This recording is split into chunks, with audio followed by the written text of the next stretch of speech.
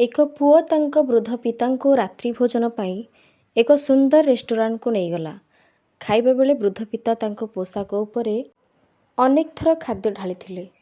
ରେଷ୍ଟୁରାଣ୍ଟରେ ଖାଉଥିବା ଅନ୍ୟ ଲୋକମାନେ ବୃଦ୍ଧକୁ ଘୃଣା ଭାବରେ ଦେଖୁଥିଲେ, କିନ୍ତୁ ବୃଦ୍ଧଙ୍କ ପୁଅ ଶାନ୍ତ ଥିଲା। ଖାଇବା ପରେ ପୁଅ ବିନା ଲଜ୍ଜାରେ ବୃଦ୍ଧଙ୍କୁ ଧୋଇବା କୋଠରୀକୁ ନେଇଗଲା। ତାଙ୍କ ପୋଷାକ ସଫା କରି, ମୁହଁ ସଫା କରି, ଚଷମା ଲଗାଇଲେ ଏବଂ ପରେ ତାଙ୍କୁ ବାହାରକୁ ଆଣିଲେ। ସମସ୍ତେ ଚୁପଚାପ ଚାହିଁଲେ। ତାପରେ ରାତ୍ରି ଭୋଜନ କରୁଥିବା ଅନ୍ୟ ଜଣେ ବୃଦ୍ଧ ତାଙ୍କୁ ଡାକି ପଚାରିଲେ, ତୁମେ ଭାବୁନାହଁ କି ତୁମେ ଏଠାରେ କିଛି ଛାଡ଼ି ଯାଉଛ?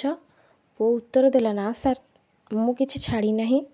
ମଣିଷ କହିଲା, ପୁଅ, ତୁମେ ଏଠାରେ ପ୍ରତ୍ୟେକ ପୁଅ ପାଇଁ ଏକ ଶିକ୍ଷା ଛାଡ଼ିଛ ଏବଂ ପ୍ରତ୍ୟେକ ପିତାଙ୍କ ପାଇଁ ଆଶା କର।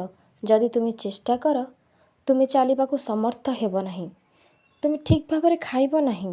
ଯଦି ତୁମେ ଘରେ ରୁହ, ତେବେ ତୁମେ ଭଲ ଥିଲ କି ତୁମେ ଯେତେବେଳେ ଛୋଟ ଥିବ, ତୁମର ପିତାମାତା ତୁମକୁ ସେମାନଙ୍କ କୋଳରେ ବହନ କରୁଥିଲେ। ତୁମେ ଯଦି ଖାଇବାକୁ ସକ୍ଷମ ହୋଇନଥିଲ, ତେବେ ତୁମ ମା ତୁମକୁ ନିଜ ହାତରେ ଖାଇବାକୁ ଦେବ ଏବଂ ତୁମକୁ ଗାଳି ଦେବ ନାହିଁ ଯଦି ତୁମେ ଖାଦ୍ୟ ଛିଞ୍ଚିଦେବ। ତେବେ ସମାନ ପିତାମାତାଙ୍କ ପାଖରେ କାହିଁକି ଏମିତି ଦେଖାଯାଏ?